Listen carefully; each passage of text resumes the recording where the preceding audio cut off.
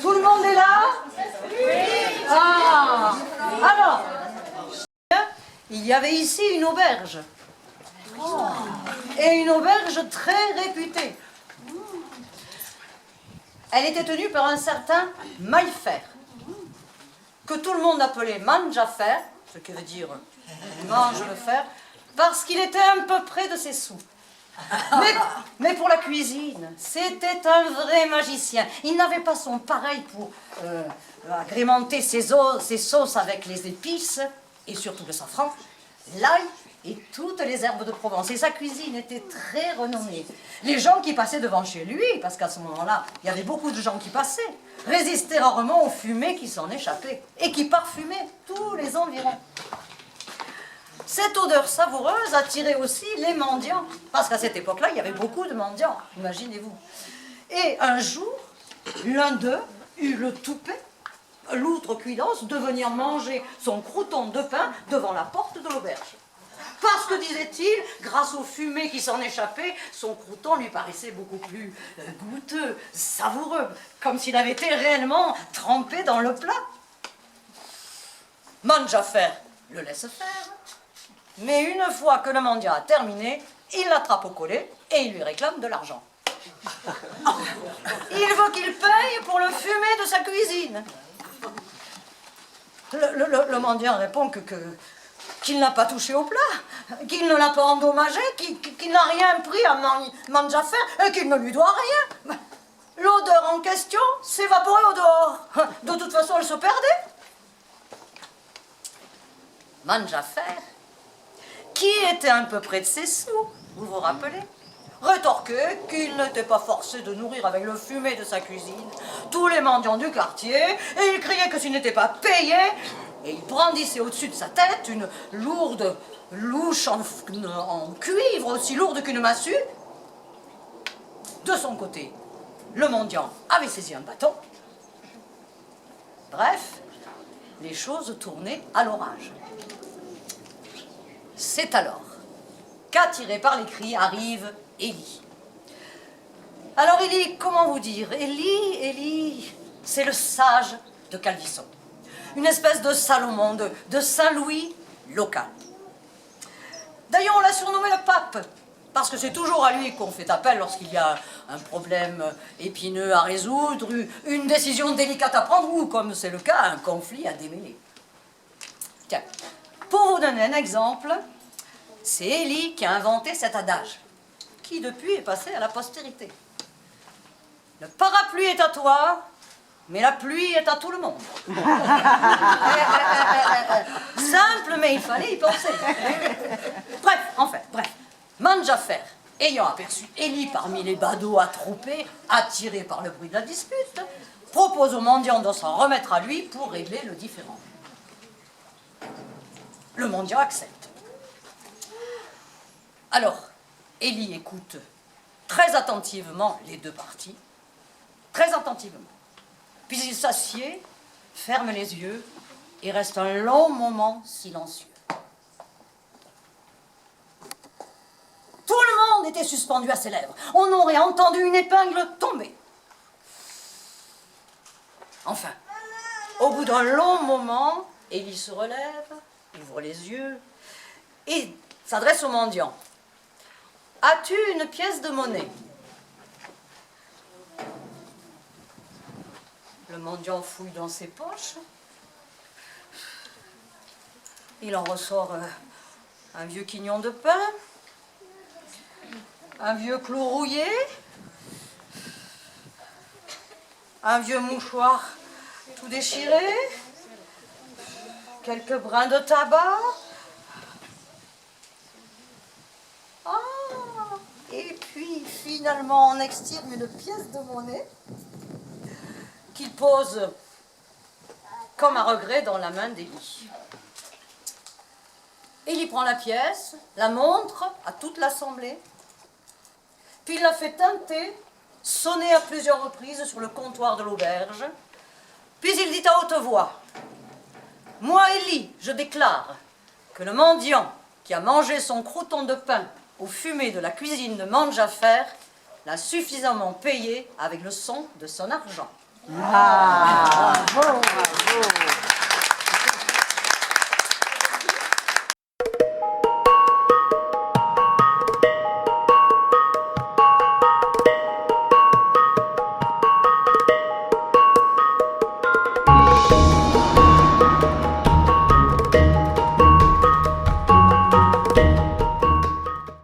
Étonné.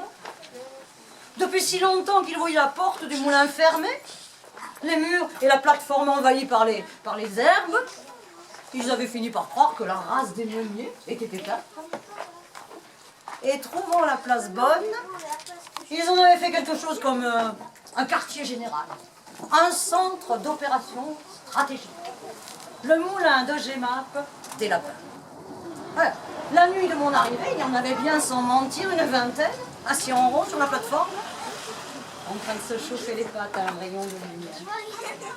Le temps d'entrouvrir une lucarne, voilà tout le bivouac en déroute.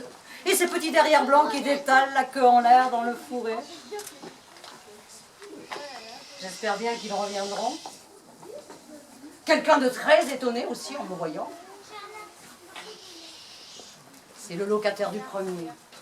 Un vieux hibou, sinistre, à la tête de penseur, qui habite le moulin depuis plus de 20 ans. Je l'ai trouvé dans la chambre du haut, immobile et droit, sur l'arbre de couche, entouré des plâtras et des tuiles tombées. Il m'a regardé un instant avec ses yeux ronds. Et puis, tout étonné de ne pas me reconnaître, il s'est mis à faire ouh, ouh, et à soulever péniblement ses ailes grises de poussière. Ces diables de penseurs, ça ne se brosse jamais. N'importe, tel qu'il est, avec ses yeux clignotants et sa mignon renfrognée, ce locataire me plaît encore mieux qu'un autre. Et je me suis empressée de lui renouveler son bail. Alors, il garde, comme par le passé, tout le haut du moulin, avec une entrée par le toit. Et moi, je me réserve la pièce du bas, une petite pièce blanchie à la chaux, basse et voûtée comme un réfectoire de couvent. C'est de là que je vous écris, ma porte grande ouverte, au bon soleil. Un joli petit bois de pin dégringole devant moi tout au long de la côte. À l'horizon, les Alpilles découpent leurs crêtes fines. Pas un bruit. À peine, de loin en loin, un son de fifre, un courlis dans les lavandes, un grelot de mule sur la route. Tout ce beau paysage ne vit que par la lumière. Et maintenant, comment voulez-vous que je le regrette, votre Paris bruyant et noir? Je suis si bien dans mon moulin.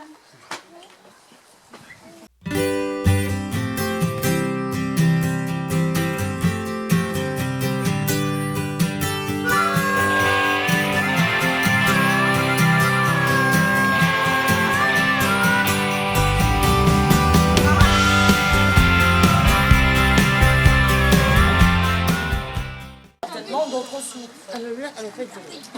J'en connais 7, dit Lydie. Où sont-elles? Le petit paysan parut un peu embarrassé, mais il répondit clairement, c'est défendu de le dire. Pourquoi? Lydie rougit, avala sa salive, puis déclara, parce qu'une source, ça ne se dit pas. Qu'est-ce que c'est que cette doctrine d'Anthony? Ah, évidemment, dit mon père, dans ce pays de la soif, une source, c'est un trésor.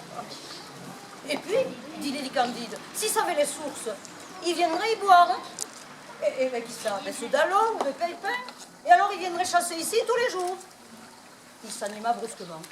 Et puis, il y aurait tous ces imbéciles qui font des excursions, hein. Depuis qu'on leur a dit la source du petit homme, des fois, ils viennent au moins 20.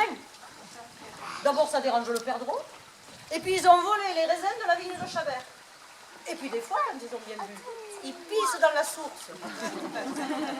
Un jour, ils avaient mis un écriteau. Nous avons pissé dans la source. Pourquoi? Ben, parce que Chabert leur avait tiré un coup de fusil. Un vrai coup de fusil. Ouais, mais avec du petit plomb et de loin.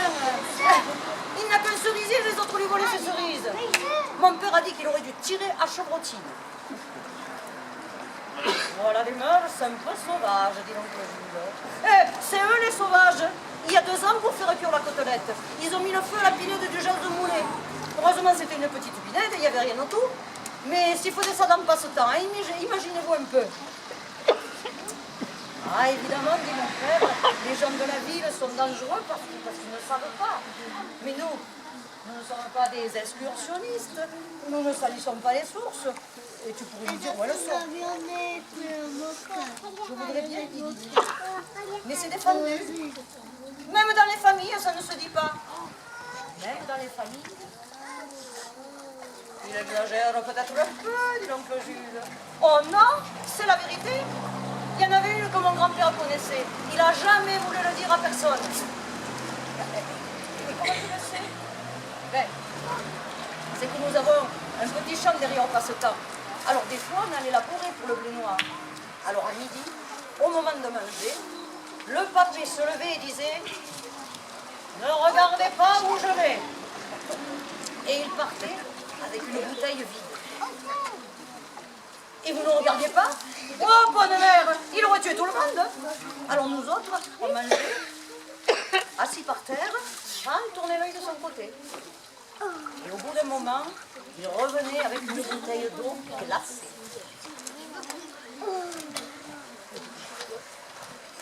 Et jamais je n'avais su le secret. Et bien, à ce qui paraît, quand il est mort, il a voulu le dire, le secret. Alors il a appelé mon père, il a fait François, la source. Et tac, il est mort.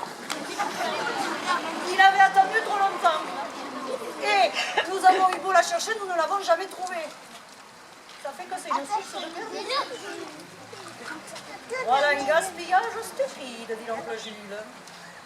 Oui, il est mélancolique, mais quand même, peut-être qu'elle fait boire les oiseaux.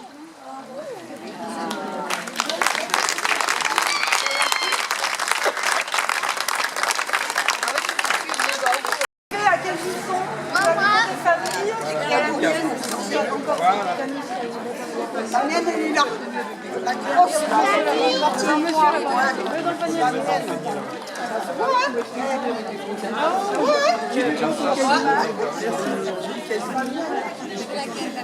celle-là, là.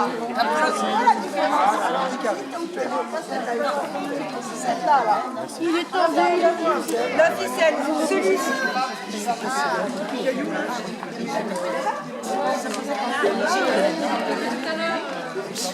Alors, on me fait remarquer que j'ai omis une information importante.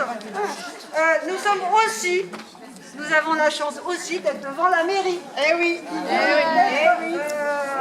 Avec le clocher. Qu'est-ce que j'ai dit? Avec le clocher. Avec le clocher du Denise. Eh oui. Donc on arrive à la fin de notre balade. Je fais le porte-voix. Attention les voitures. Attention les voitures. J'attends qu'elles passent. Il faut payer.